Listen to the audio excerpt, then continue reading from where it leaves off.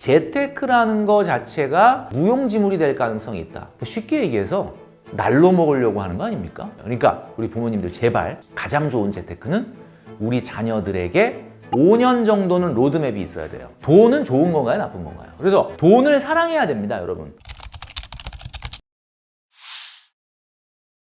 네, 부모님 연구소 구독자 여러분 안녕하십니까? 저는 머니 트레이너 김경필 멘토입니다. 방송과 유튜브에서 돈줄남, 돈으로 혼줄 내는 남자로 이제 알려져 있고 활동을 하고 있습니다.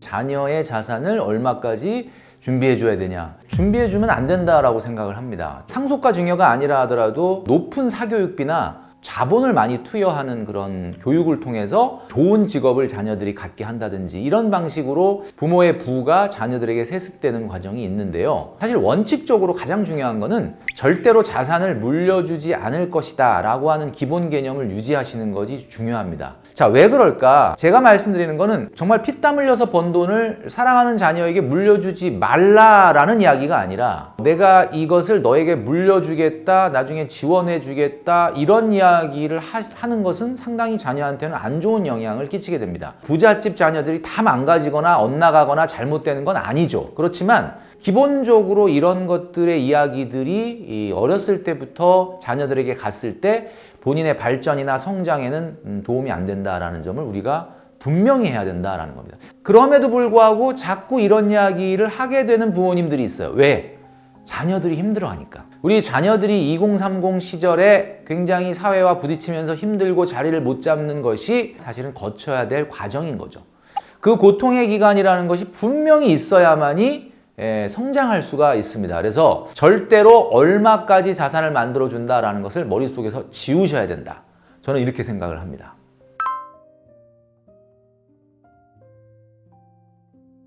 자녀를 위한 재테크라는 말을 하는 것 자체가 문제입니다. 아니, 자녀가 재테크를 한다, 자녀가 자산을 불려나간다라는 건 그들의 몫이고 그들이 알아서 해야 될 일이기 때문에 자, 사실은 재테크라는 말을 한번 우리가 생각을 해보겠습니다. 재테크라는 말은 뭐 전 세계에 대한민국밖에 없는 말이거든요. 한마디로 돈이죠. 그리고 테크닉이니까 돈을 좀 불리는 기술. 60년대, 70년대 우리나라의 경제 성장률은 거의 15% 이상이었습니다. 그 정도면 그냥 은행 가서 돈을 맡겨도 그냥 10% 이상 이자를 줍니다. 그러니까 이걸 제대로 안 한 사람과 한 사람의 자산 차이는 엄청나게 벌어질 수밖에 없고, 그러니까 어디다 투자해야 돼? 라는 것이 그냥 항상 입에 달고 사는 이야기였습니다. 이게 바로 재테크였거든요. 우리 부모님들 세대 분들은 부모님의 부모님 세대가 이 재테크 때문에 운명이 갈리는 것을 너무나 많이 봤다. 그런 걸 보면은 불안감이 들 수밖에 없습니다. 극명하게 갈랐기 때문에. 자, 그런데 급격하게 달라진 분위기가 있었습니다. 2008년 금융위기 이후에 금리는 거의 1% 가까이 떨어지고 이것이 이렇게 낮은 저금리로 10년 이상 오다 보니까 굉장히 자산시장이 변동성이 커졌어요. 잘 되는 케이스는 굉장히 잘 되는데 망하는 케이스는 아주 그냥 복구가 불가능할 정도로 망하거든요. 이런 시대에 우리가 살고 있다 보니까 재테크라는 거 자체가 어떻게 보면 무용지물이 될 가능성이 있다. 올바른 재테크라고 하는 것은 가장 기본이 본인이 돈을 버는 기간 동안에 적절한 자본을 꾸준히 모으는 것, 그게 가장 중요한 재테크거든요. 이게 이제 부모님한테 배우는, 자연스럽게 배우는 거예요. 물론 투자를 안 할 수는 없죠. 투자를 안 할 수는 없는데 투자라는 말, 어떻게 좋은 말인가요? 나쁜 말인가요? 어떻게 긍정적으로 들으십니까? 부정적으로 들으십니까? 자, 그러면 투기는 어때요? 투기는 왠지 좀 그렇게 바람직하지 않게 부정적으로 느끼죠. 그러면 우리 부모님들 잘 생각해 보십시오. 우리 자녀들이 지금 하는 재테크가 투자입니까? 투기입니까? 최근에 오른다는 바이오주, 최근에 오른다는 2차 전지주를 우리 자녀들이 샀다고 생각해 보십시오. 그 자녀들은 그 2차 전지 성장주 과연 몇 년 있다 얼마의 수익을 내기 위해서 그 주식에 투자했을까요? 지금은 정말 열매가 안 맺지만 한 10년, 15년 후에는 이 산업이 엄청나게 커질 텐데 나는 이 돈을 사과나무를 심는 마음으로 투자를 한 걸까요? 아니면 최근에 이게 막 50%, 100% 올랐다 그러는데 굉장히 이미 비싸지만 앞으로 더 간다고 하니까 그 주식을 사서 내가 6개월, 1년 안에 50%, 100% 먹어보자 라는 마음으로 했을까요? 저는 후자라고 생각을 합니다. 투자와 투기는 사실 한 글자 차이지만요.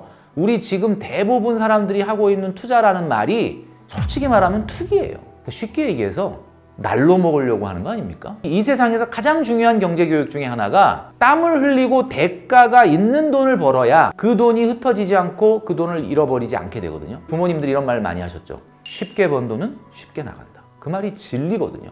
중요한 건 말이죠. 우리 부모님들이 땀 흘려서 번 돈의 일정 부분은 하늘이 두 쪽 나더라도 저축을 하는 습관, 목돈과 자본을 만드는 습관, 이것이 몸에 배어야만 그것들이 자연스럽게 자녀들한테 대물림되고 그런 경제의식이 교육되지 않을까, 저는 그렇게 생각을 합니다.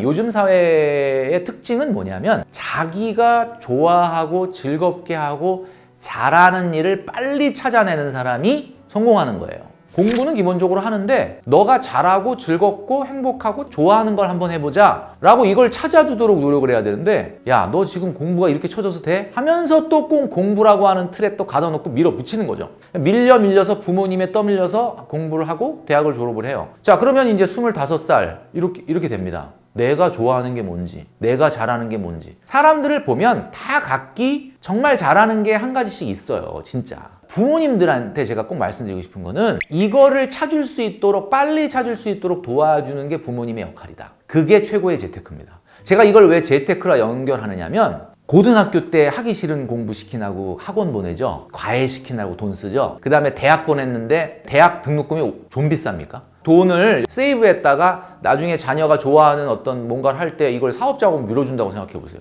이게 훨씬 더 나을 수가 있거든요. 무엇이 돈을 많이 벌 수 있는지의 관점으로 자녀들을 좀 닥달 안 했으면 좋겠어요. 그러니까 우리 부모님들 제발 가장 좋은 재테크는 우리 자녀들에게 그들이 잘하고 행복해하고 좋아하는 일을 찾을 수 있도록 도와줘라.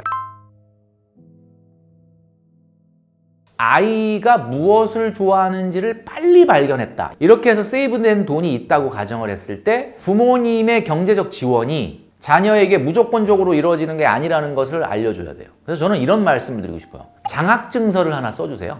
장학증서. 장학증서가 뭐야? 딱 펼쳐가지고 테이블 위에 딱 올려놓을 수 있는 장학증서. 부모가 자녀에게 장학금을 주는데 단 조건이 있습니다. 좋아하는 일을 찾아서 네가 원하는 학교를 딱 갔을 때 장학금을 지원한다. 그러나 어떠한 조건이 안 됐을 때는 지원해 줄 수 없다. 한 달에 뭐 10만 원이 됐든 20만 원이 됐든 뭐 펀드를 들든 적금을 드는 부모님들이 많은데 그건 자녀한테 가르쳐 줘야 돼요. 엄마 아빠가 돈을 벌어서 자, 지금 내 이름으로 저축을 하고 있는데 이 저축은 언제 쓰일 거냐면 나중에 네가 하고 싶은 공부를 다 하고 사회에 진출할 때 그때 이 자금을 너에게 주려고 이렇게 적립하고 있다. 한마디로 말을 해서 이게 그냥 무상으로 그냥 부모 자식 간이니까 물려준다가 아니라 나름대로의 어떤 의미를 좀 담아서 최소한 네가 어떤 노력을 했을 때 이것이 지원된다라는 것을 어려서부터 가르쳐 주는 것이 가장 좋은 재테크라고 생각해요. 일단 돈 번 지 5년이면 1억은 있어야 된다. 이런 이야기를 저도 굉장히 많이 했고요. 5년에 1억을 모으려면 한 달에 155만 원 정도를 5년 동안 부어야 되거든요. 이렇게 얘기하면 포기하는 분들이 많은데 첫 해에 128만 원 저축을 시작을 해요. 힘들지만 1년을 딱 했어. 그 다음에는 12만 8천 원. 그러니까 딱 10%만 더 하는 거예요. 힘들죠, 물론. 근데 3년 차가 딱 됐을 때 딱 10%인 12만 8천 원 하나 더 하는 거야. 자, 이런 식으로 4년을 더 가면 딱 5년 후에 1억이 됩니다. 자, 우리 자녀분들에게 이걸 가르쳐 줘야 됩니다. 대부분의 사람들이 힘들다.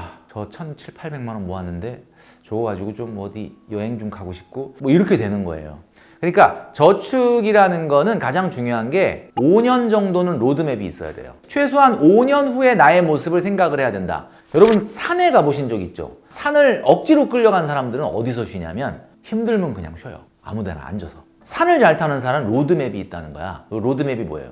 1시간쯤 가면은 사진 찍는 데 나오고 30분 더 가면 약수터가 나오니까 거기서 물 한 잔 먹고 거기서 30분만 더 가면은 정상이다. 이게 로드맵이 딱 있으니까 올라갈 때 지치질 않는 거예요. 내가 5년 후에 1억을 만들어서 어떻게 해야지 라는 게 있으니까 1년 차 지나고 2년 차 지났을 때 힘들지만 갈 수 있는 에너지가 소진이 안 되는데 그냥 무작정 1억 만들기 저축해야 된대 라고 해서 쫓아가게 되면 어떻게 됩니까? 하다가 그냥 지치게 되는 거죠. 한 5년 후 이러면 그건 먼 미래긴 한데 내가 5년 전에 지내온 걸 보면 또 5년이 후딱 가. 내 통장엔 얼마가 있고 나는 어떤 정도로 유능해져 있을까.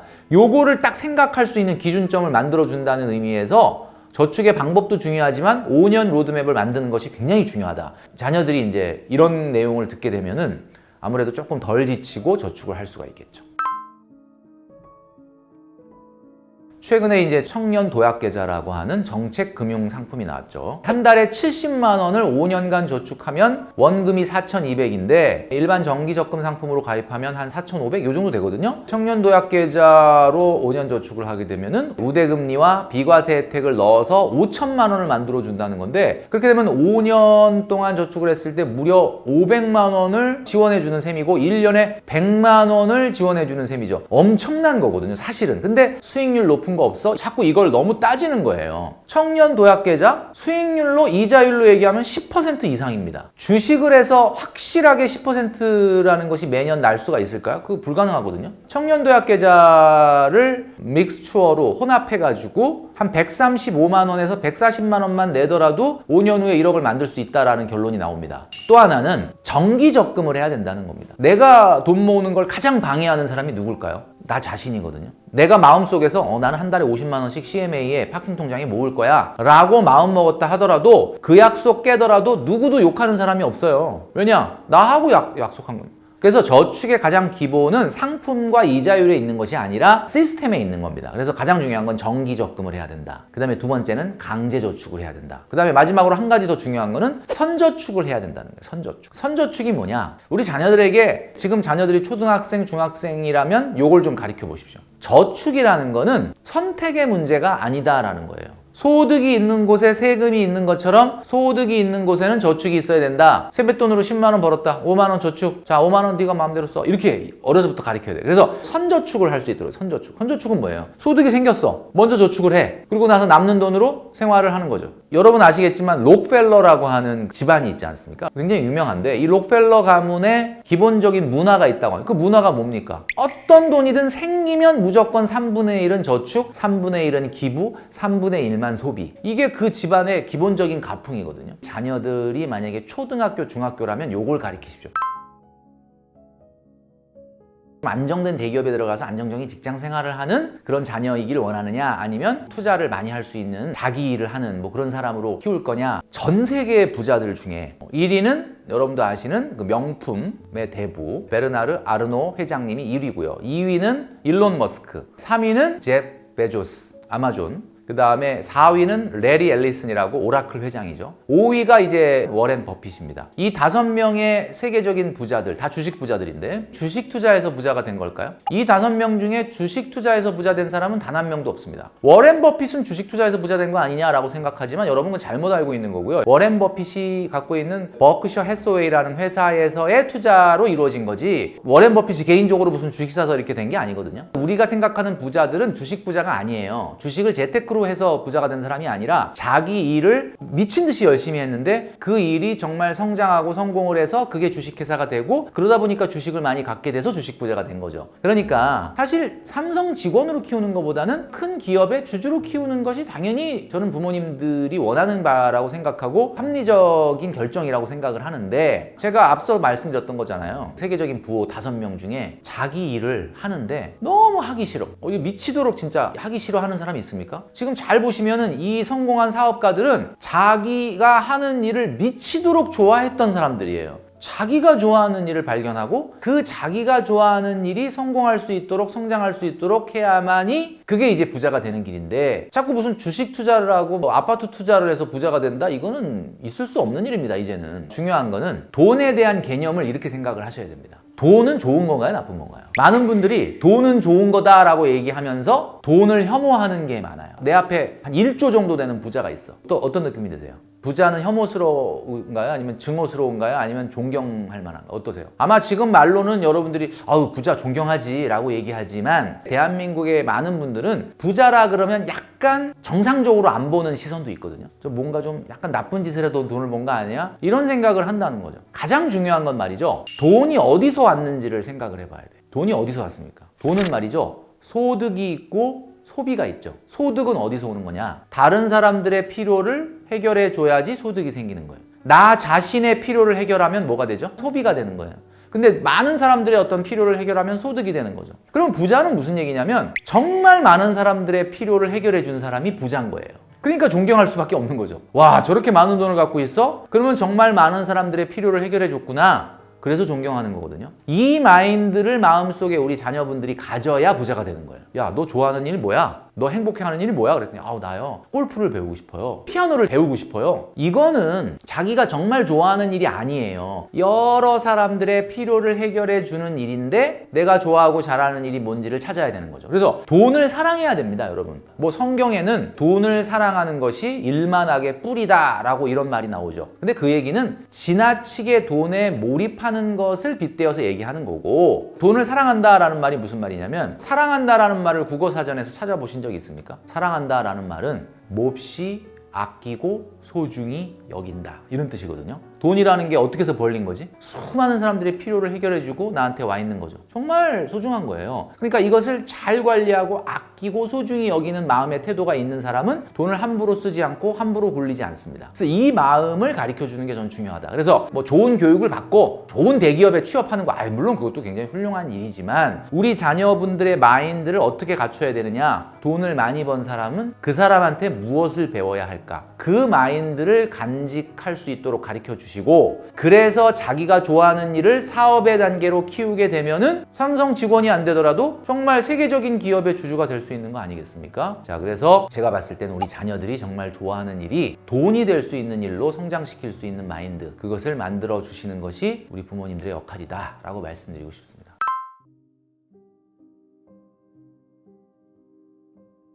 인생을 살면서 기쁨과 행복이라는 말이 있을 수 있을 것 같아요. 대한민국 사람들에게 기쁨과 행복 중에 어떤 단어가 더 좋아요? 라고 물어보니까 96%가 행복을 선택을 했대요. 기쁨은 순간적일 것 같은 거예요.